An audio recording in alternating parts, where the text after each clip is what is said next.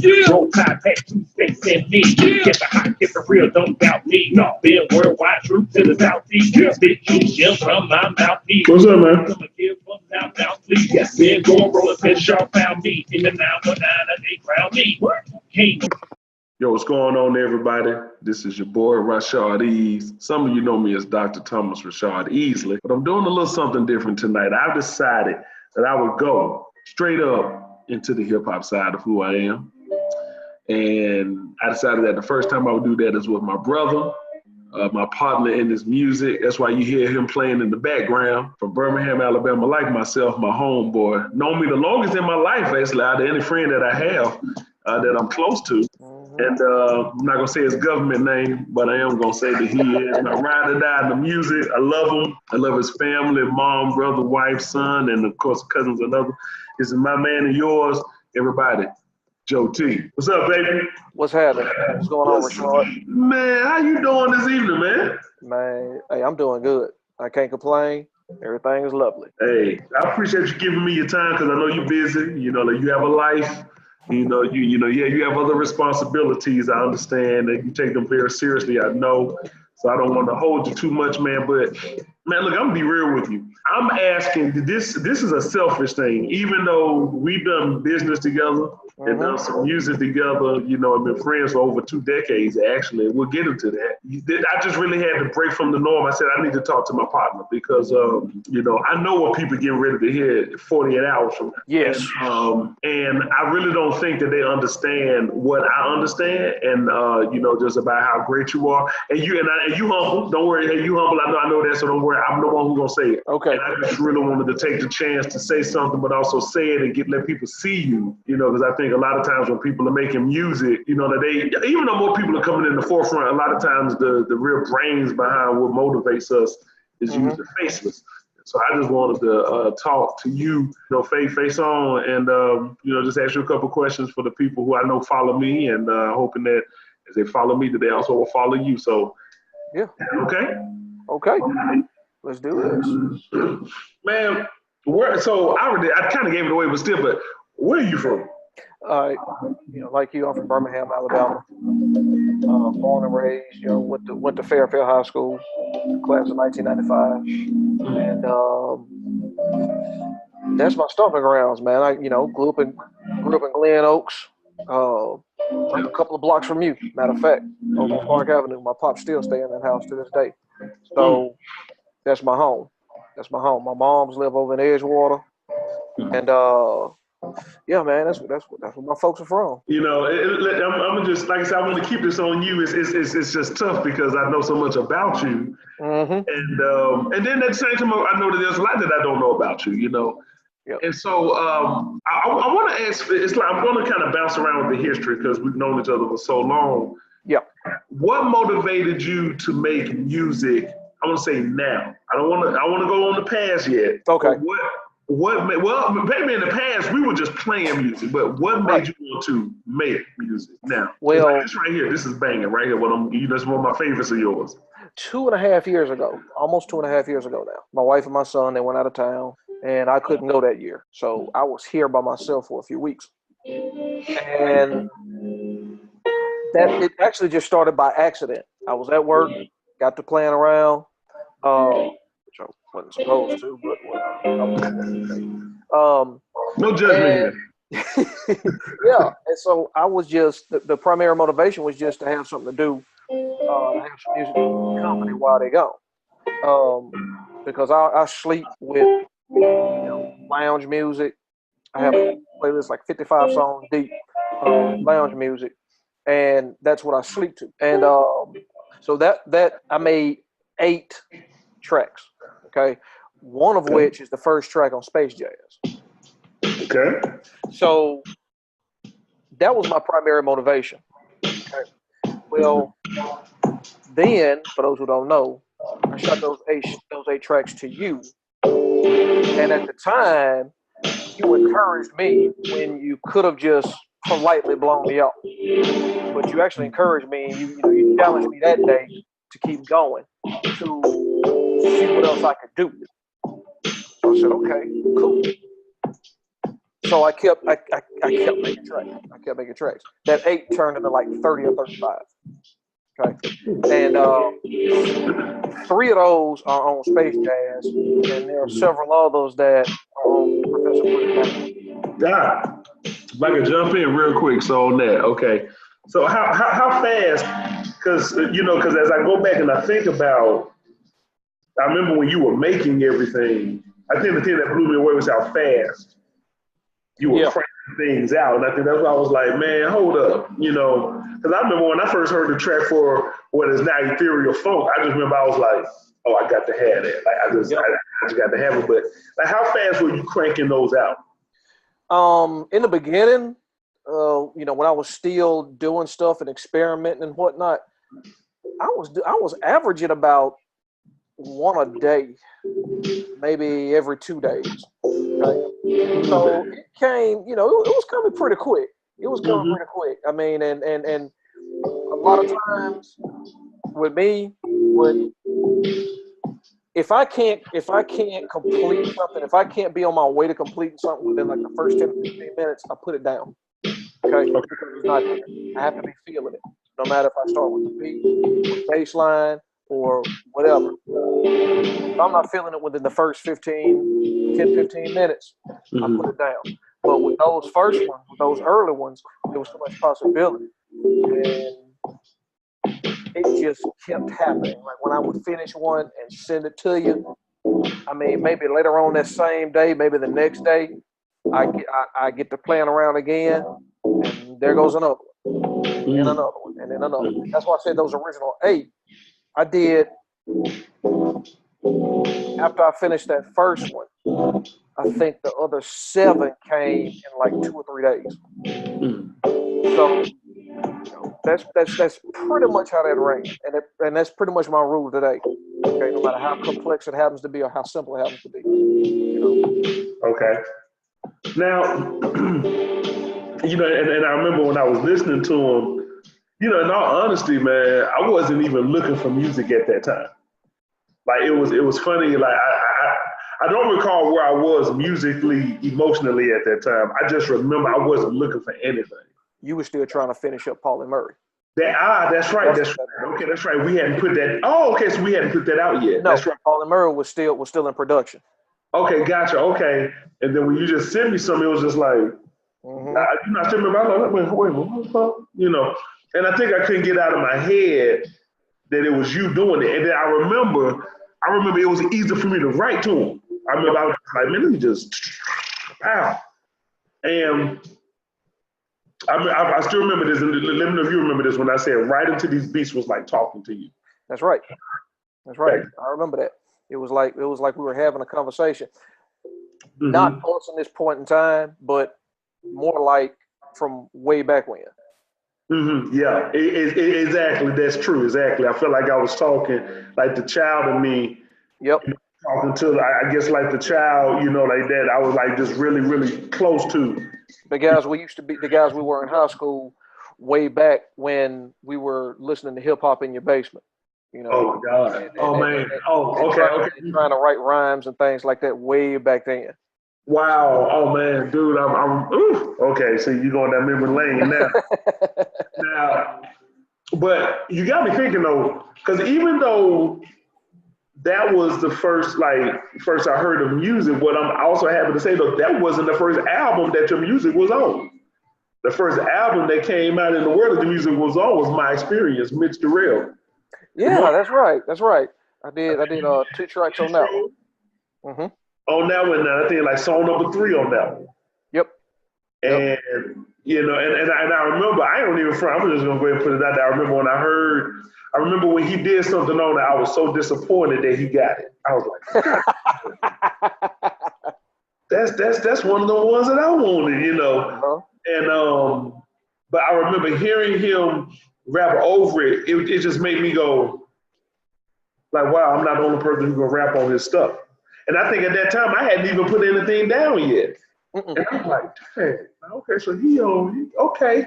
And then I think I started putting things down. Yep. And I don't even think that the world knows, but if I'm not mistaken, technically, because Space Jazz was done before Professor Prismatic. Yes. But did Professor Prismatic come out before Space Jazz? Space Jazz came out in March of 17. No. Okay, gotcha. Okay, so Space Jazz came out first. Mm-hmm. Okay. And when that dropped, I remember a number of my fans hit me up because they couldn't, because I think that it surprised them that I guess that we just had like this instrumental album that just kind of, in some ways, kind of came out of nowhere. Yep. I mean, not to us in the family, but to the fans that did. Mm-hmm. When that record dropped, like, what were you thinking? Like, why did you put that collective of music together? So what were you thinking in that? Because the names of the songs, Virgo, Parallax, Antimatter, like, why? Like, what was even the purpose of you going there? Well, everything. When I make a group of music, if I'm feeling a particular musical thing, mm-hmm. I tend to exhaust it. I make as many tracks as I can along that theme, and then that's it.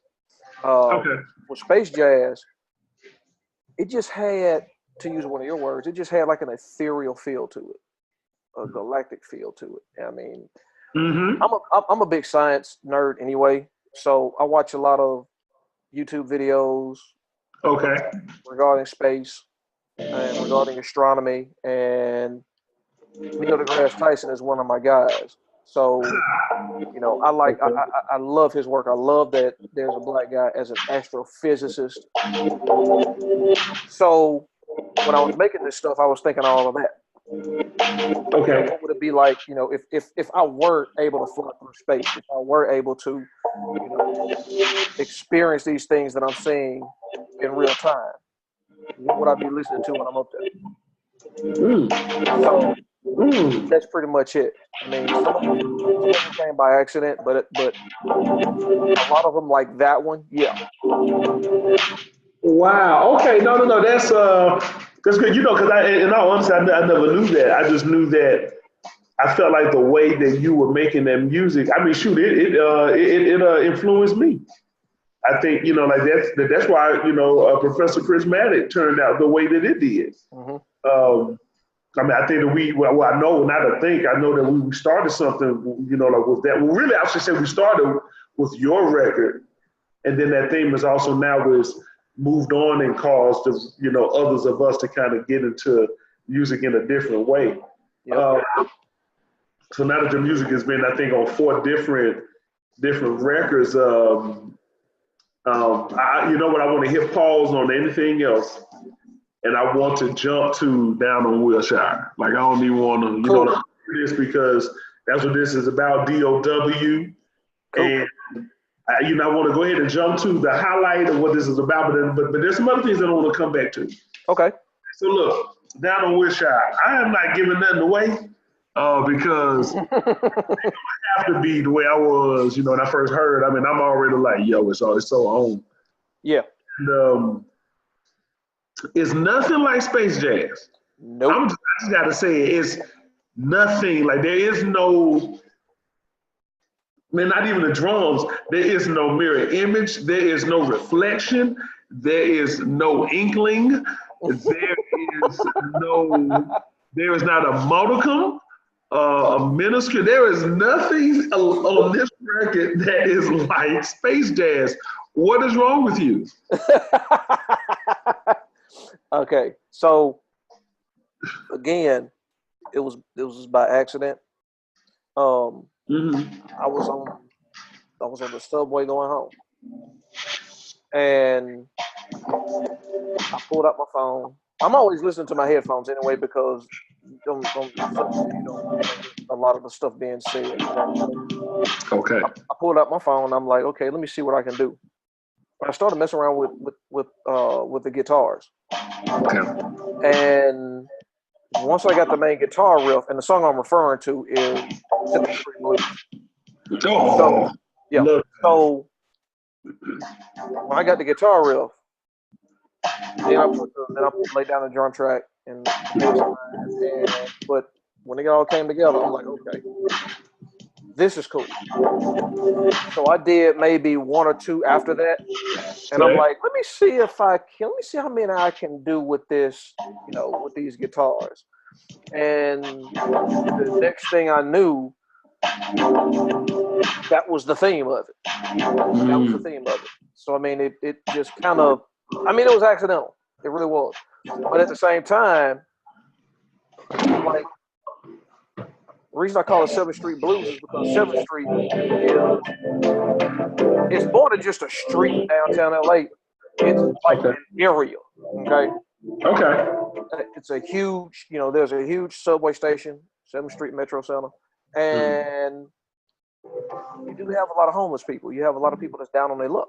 So that's why I put 7th Street Blues. Because when you look at it, you see places to shop, you see places to eat, you see, but at the same time, if you look really close, you can see people who aren't able to take advantage of that. So it was with that in mind, I'm like, man, that's what had me name it. That's what had me name it.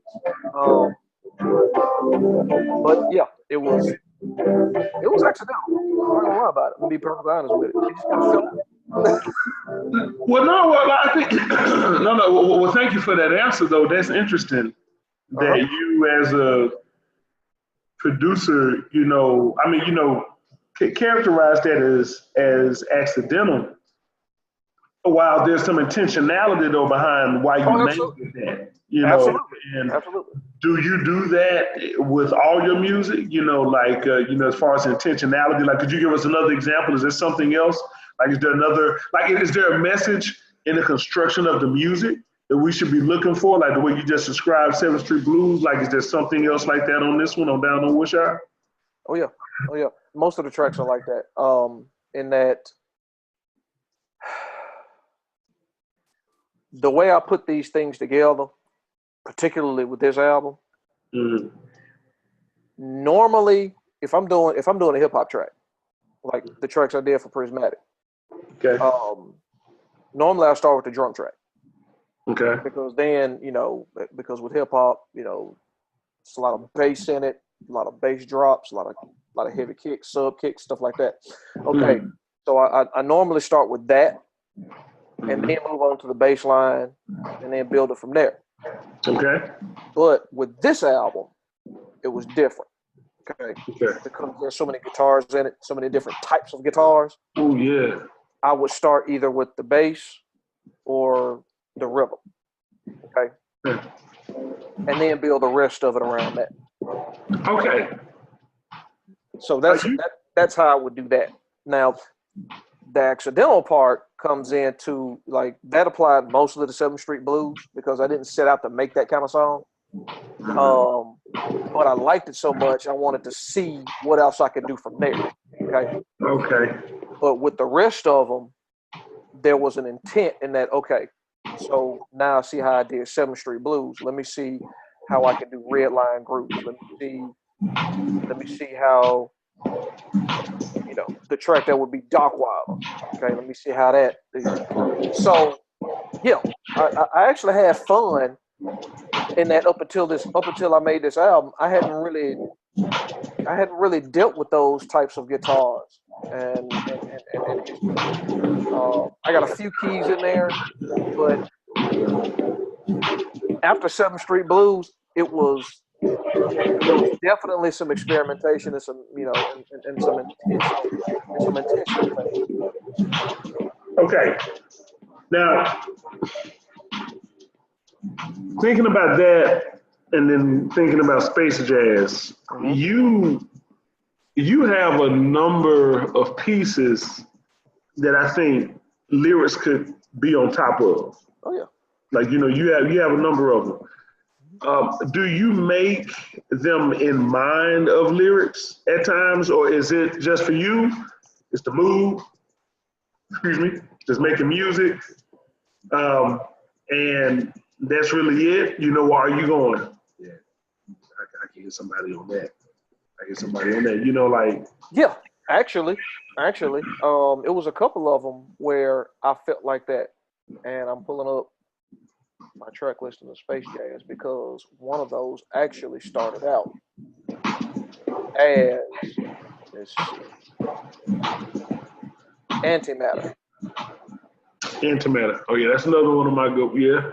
Antimatter actually started out originally as a hip hop song, because I actually left space in there originally for lyrics, but then I thought, you know what? No.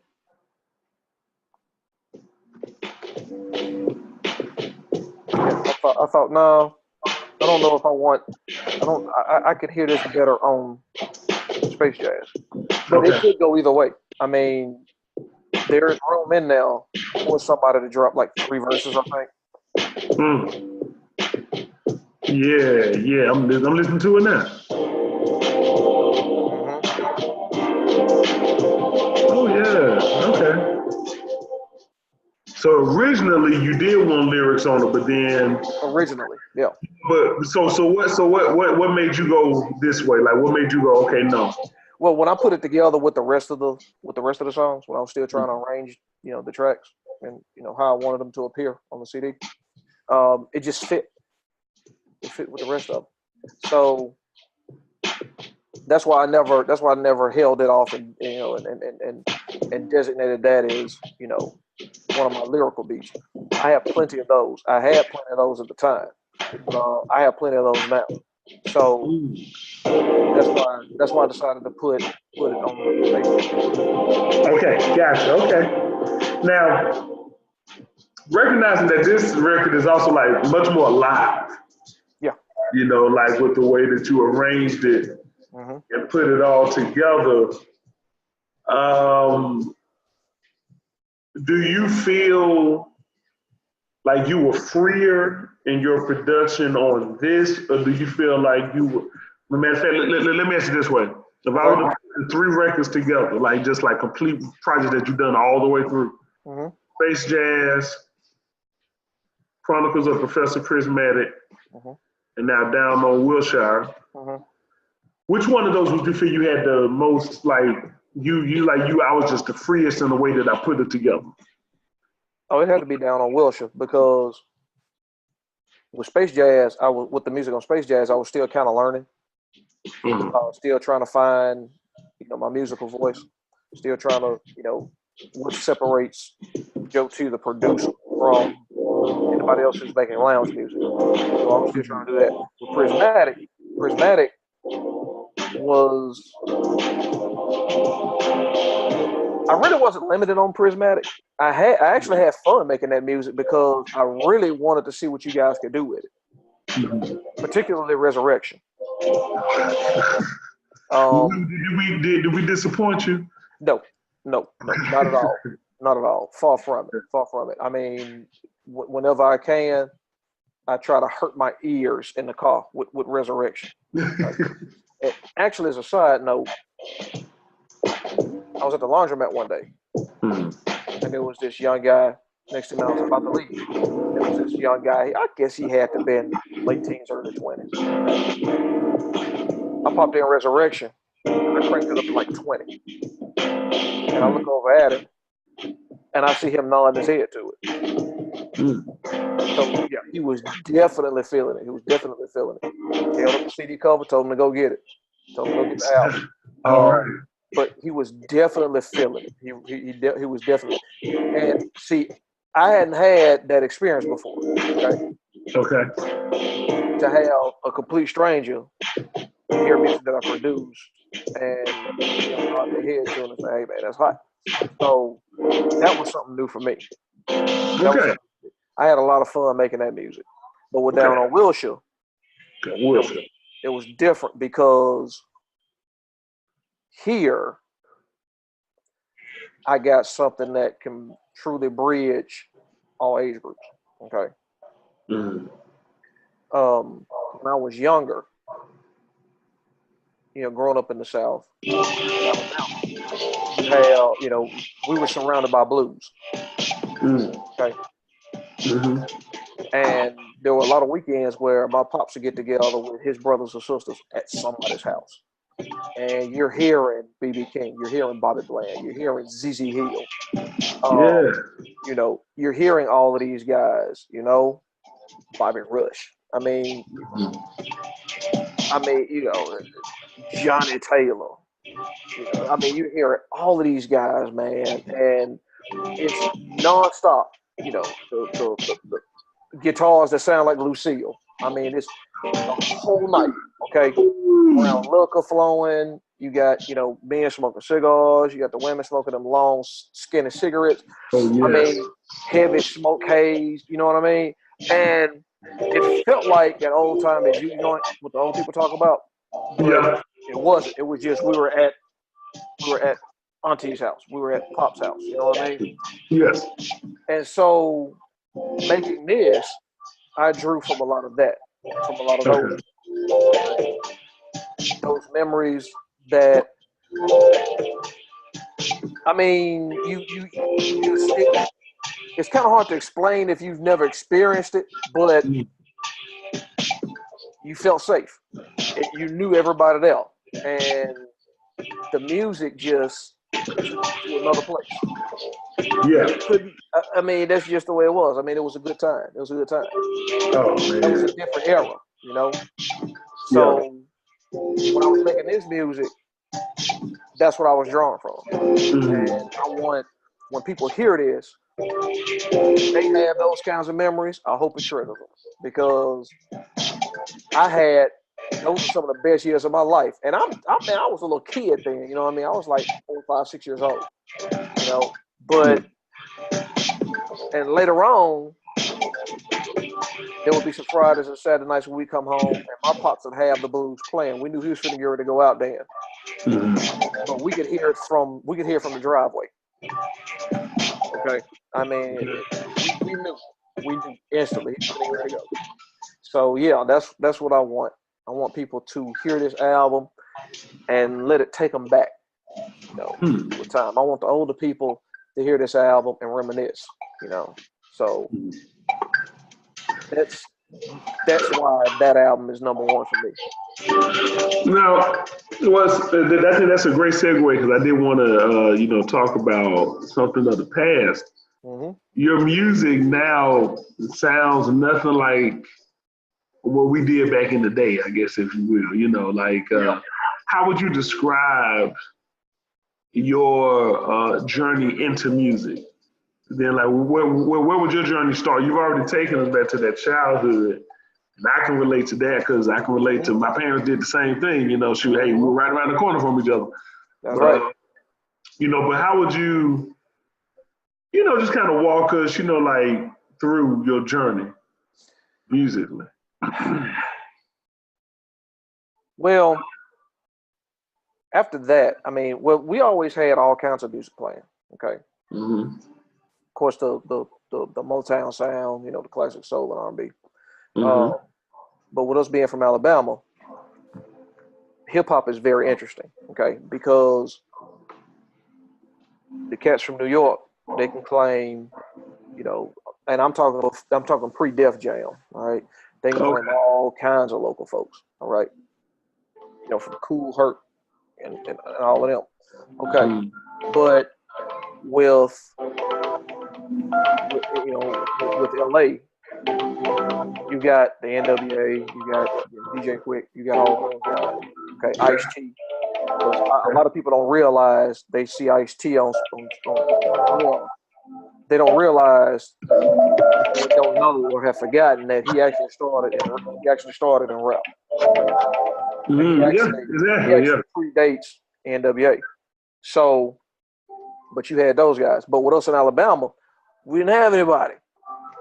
I mean, in Birmingham, if it didn't come from New York or LA, you wasn't listening to any hip hop.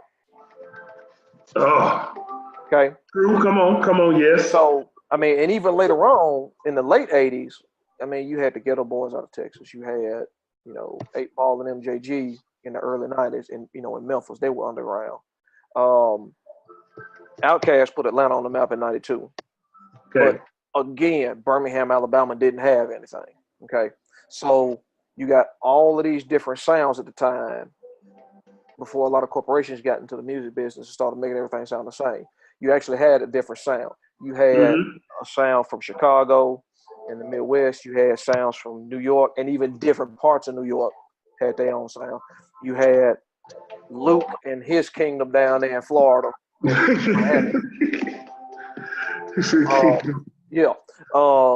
You had, like I said, Outkast in Atlanta. He put Atlanta on the map, but they had local folks before Outkast went nationwide.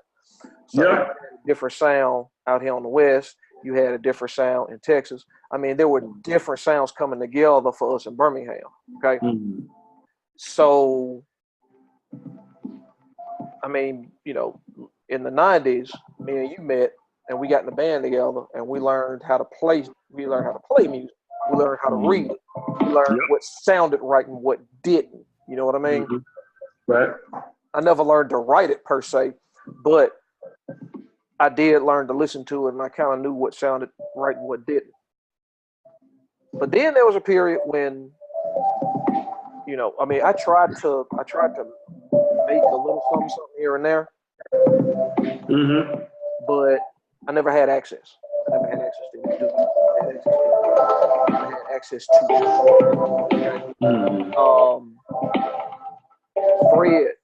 Fred French, DJ FX. For those of y'all who know DJ FX, he was in the band with us, and he invited us over to his house during summer when we had summer band camp. Right. And he was a DJ, still is, but he was back then. He was just really cutting his teeth. But he was what we now call analog DJs. He had actual records. I mean, that you would, you know, there was nothing digital with him. Right. And so what I would do sometimes is I'd go over to his house sometimes, and he put on instrumentals, and we just do funny freestyles. I wrote a couple of songs here and there that I still got, but I guess this was like 96 when we were doing all of this. And I was just messing around. I mean, because I knew I didn't have anything long-term. I didn't have any long-term access. I really didn't worry about it. Okay. So there was a period of time where I couldn't do anything. And so I didn't worry about it. I didn't worry about doing anything. I got married in 2000, moved to North Carolina, where again, Bubba Sparks, that was about the time he hit. And that's right. That's before Petey Pablo. That was before Petey Pablo. Bubba Sparks came first, if I remember correctly. Yep. No, you're right. Okay. So they had their sound locally in North Carolina. Okay. Well, eventually we got back to the Memphis area. And I kind of stagnated musically. Again, I had no access to it. Then, in 2009, you went to Chicago and put a little album together. That renewed my interest in it. I had to shelve it, but that renewed my interest in music. Okay? And that's when because that was 03. 03, that's right. That was 03. That was early, yeah. Man, that's been a while. It's been 15 years ago. 15 years ago. So, and I still have that.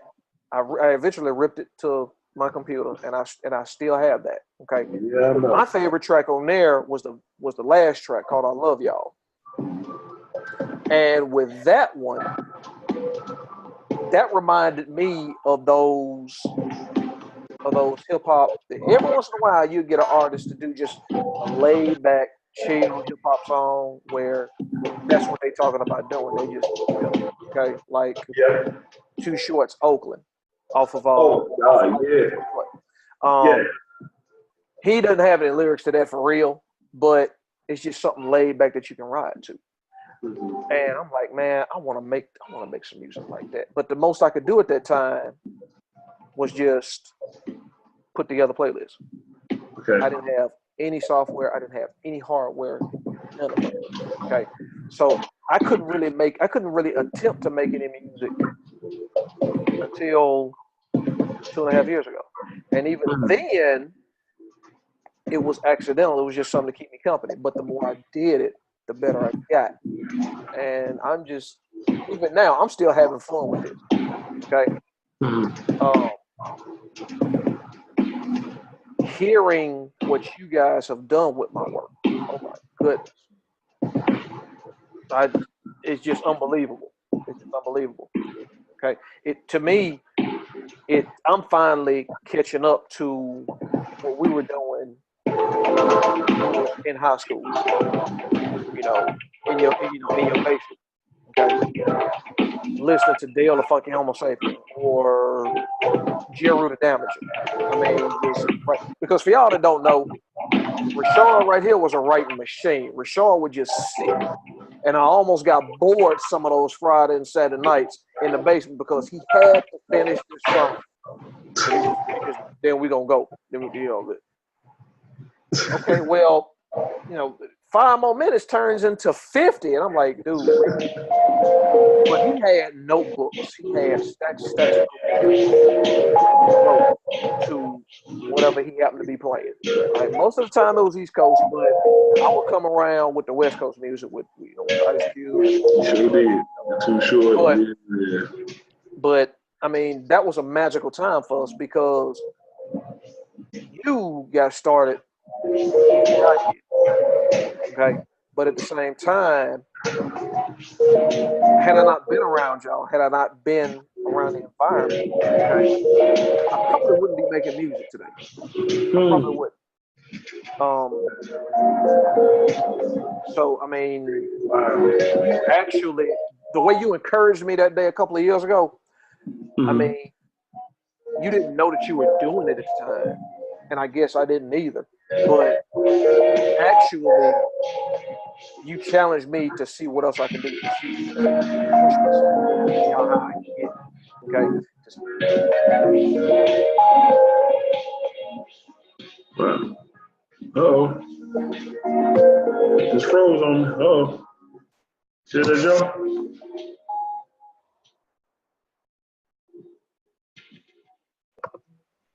Man, so man, that was good. You covering that with the music and telling us, like your history, and then, and then of course, really, some of our history. Yep. I don't want to do the cliche thing like, what's your favorite track on Down on Wilshire or 7th Street Blues? You know what? That got dog, and I said I didn't want to do the tip. I couldn't help it. I could not help it. He didn't say that. He was going to do the, Yeah, I hear baby boy in the background. Yeah.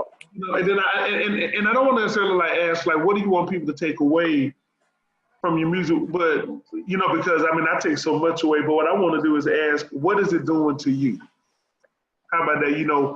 What's happening to you? What is your evolution? How do you see? Is the music impacting you in ways that you didn't foresee happening? And if so, would you mind sharing maybe one or two of those ways? Yeah, it of course it does. With this being, my 3rd project in total, but my 2nd individual album, it's still kind of surreal, but what it does is, I guess I can say, I guess I can explain it like, I'm just making music that I like to hear, and I hope other people like to hear it. I loved listening to those songs, when I was a kid. I love listening to that kind of music. I still have a blues playlist, in my iTunes. So what I hope that people take away, basically, I want them to have their own interpretation of it. I want them to just be open and just let it hit them and let them feel whatever it is they feel. That's pretty much it. And I go into, that's the mindset I go into with with every project is, I hope they like it, but I leave the interpretation up to them. I can tell you all day what inspired me to do it, why I made it, but music is subjective. Music it's an individual experience, and I want people to have that experience. Especially with this album, I really want them to have that experience. Okay. I'm happy to say is that your music. I saw a recent newsletter, that just kind of went out and it covered a number of things that you've been involved in, and even this new hip hop forestry thing. You're the one that produced that, and and I know there's some movie things happening that I've heard about. We're just still waiting on some things to be released and to be handled. And it seems like you are, so it seems like these last 2.5 years you've been busy. Period. Not just with hip hop, but just like with music. Like just in general. Where would you like to see it go? I like to do some more R&B. I like to do some of that because I focus so heavily on the lounge and the hip hop and the blues. I like to do some traditional R&B. I'm still learning every day. So, there are still some techniques and some other things that I need to learn, before I really venture off into it. But that's what I want to do. I mean, I also want to put out my own vocal hip hop album. Okay, yeah. And I got most of the music, like 90% of it completed already. Okay. I want to shoot for that later on next year. Next year, okay. So it's 2019. So coming, the R&B. Yep. We aiming for, and still got all this other amazing music coming. That's right. Man. And I'm just having fun. This isn't work. This is not work. To me, this is strictly fun. I love it. Okay. I absolutely love it. Well, then as we bring this to a close, I'm going to ask you a pretty simple question. Okay. What should we call you now? Is it Joe T or Joe T the producer?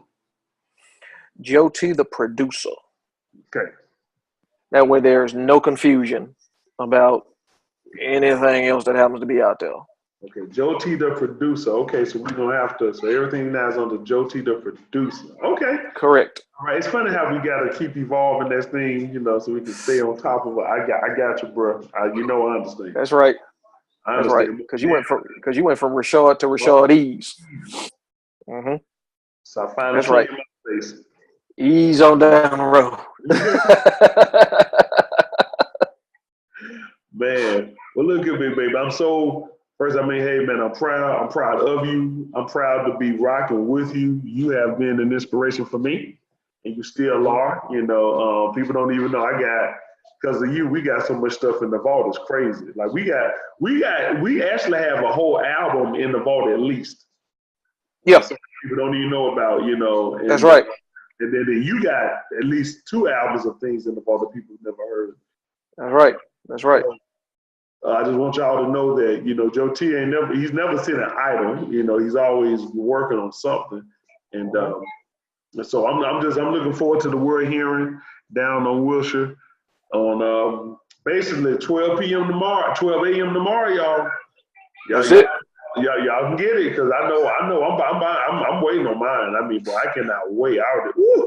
Absolutely. It's on, you know what I mean, man? Absolutely. And before we go, I want to tell everybody else too. Look, Rashad brought me on. Rashad at the time had his pick of people to get music from, but he chose my music. Now, for that, I humbly say thank you because again, it was a time when you were trying to finish up a project and you could have taken it as a distraction, but you didn't. I mean, you encouraged me to see what else I can do. And when I did, you actually chose me to produce the album that is now The Chronicles of Professor Prismatic. So a high-selling album. I thank you for that because, I mean, like I said, you didn't have to, but you did. And I'm grateful. I mean, you gave me my shot at a time when really, if you weren't in it, I wouldn't be doing it because I'd have no way to get it out there at all. Man. So again, brother, thank you.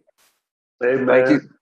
Hey, no, hey, I can't even. I'm gonna just say, hey, well, you know, I wish you welcome, but it's definitely a relationship. I mean, you know, when I wanted to go back to lyricism. You know, I call Mm-hmm. myself becoming more contextual. I mean, well, technically lyricism can be a context too, but I found myself kind of going real contextual because I went from transitions to the Doctor's End. Right. For me, Southern Black Gentleman was, it still is, to me, Southern Black Gentleman is a classic album of mine. Like, I really think Southern Black Gentleman is like, I mean, all 20 tracks. Yep. With 20 tracks, nothing, at least in my opinion. Yeah. We did it. Exactly. But then I felt like after Southern Black Gentleman, the music took a life of its own. And don't get me wrong, we're going to jump off. I'm not going to make this about me because this is about Joe T. So I'm just going to say, you know, just a couple minutes. After Southern Black Gentleman, I felt like we kind of opened the door to a number of things getting ready to happen. And I think this is before you like even just started messing with the music, because that was like 2013, I believe, something like that. Yeah, that was long before I started. Okay. And then when I did Paula Murray, I think for me, bro, Paula Murray was so, I think because Paula Murray is so significant to me, but as an artist, a scholar, and a number of other parts of my identity, I think I put a lot into that record that I really still don't think that my fans or like a number of other people really got. And so I think that when I saw how, I mean, the record actually did well, but there was something that I didn't hear off of that record. And I think what I didn't hear is what I heard on Professor Prismatic when that came, which was, I'll be honest, everybody loves the music. I'm happy to say that. Nobody dislikes the music. So everybody, that's all Joe T, that's this man right here. But what I appreciate is that everybody loved the lyrics. And that's what I was looking for again, was people to be able to go, man, that dude can rap. Like, yo, did you hear what he said? You know, and that, what was the great is that a lot of my supporters all have favorites now on the like that whole album long, each song is a favorite of somebody, even if they're going interludes are favorites of people. You know, but man, that's huge. Right, the interlude, right? You know, but like still number one favorite is still Alec Carabel Milano, which is funny because that's the first song. Why You Hating, Ethereal Funk, and Welcome Party. Like that, like them four, like those are like the top, like those are like hundreds of people. Like they love those four songs. But slowly now here recently, I think the other ones, Resurrection, Your Turn, Come Follow Me, you know, Freestyle, those are like people's kind of hidden favorites, like kind of like, you know, people that just hit me up online and go, hey, you did your thing on that one, you know. And but they really love the music, especially on Freestyle. Like people really love that too. Like, I want to say thank you for giving me that, because in all honesty, I don't remember that I was actually done. Remember, I didn't even I was trying to figure out what my sound was gonna be, so I didn't have one. I was like, I was done. And then that your record helped me refine my sound. Man, I appreciate that.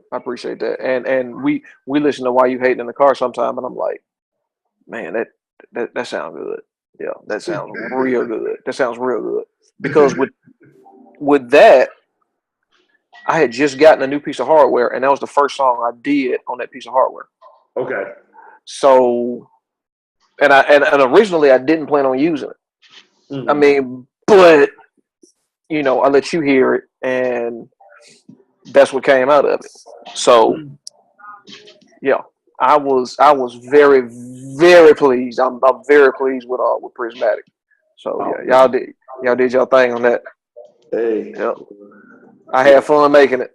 I keep saying that, but it's the truth. I had fun making it. I really did. Well, look, y'all, the DOW Down No Worship coming out October 31st. We wanted to drop that one on Halloween because we wanted to give y'all a treat this time. Yes. But I'll be honest, when you listen to it, it is a trick from Space Jazz. It is not the same. But you completely different genre. Completely different genre, but still. It's so fun. One thing, Joe, I love about your music is always nasty. It's always funky. It always